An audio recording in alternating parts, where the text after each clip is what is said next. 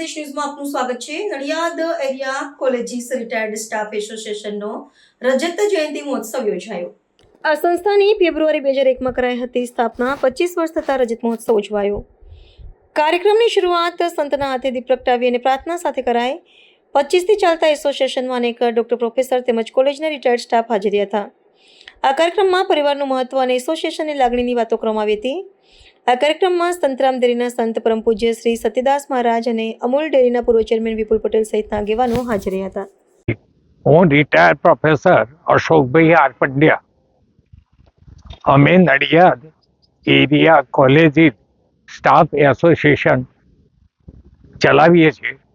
તારીખ 29/4/2001માં આ સંસ્થાની સ્થાપના થયેલી। આજે 25 વર્ષ સંપૂર્ણ કર્યા પછી રજત જયંતિ મહોત્સવનો કાર્યક્રમ અમે કર્યો।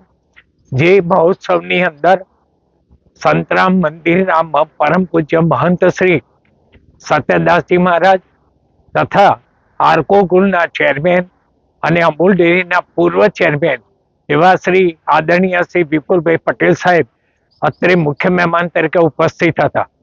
સાથે સાથે Akhil Gujarat colleges universities and colleges પેંસા સમાજ એના પ્રમુખ શ્રી વાડીભાઈ પટેલ સાહેબ એ બી અત્રે ઉપસ્થિત હતા।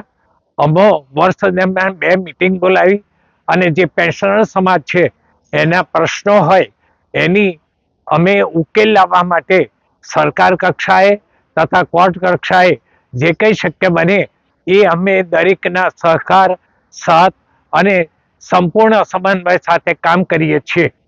અને દરેકની તંદુરસ્તી જળવાય અને સમાજ ઉપયોગી કામો આપણે કરી શકીએ એવું અધ્યાપક તરીકે અમે લોકો અમારી રીતે સેવા બજાવીએ છીએ।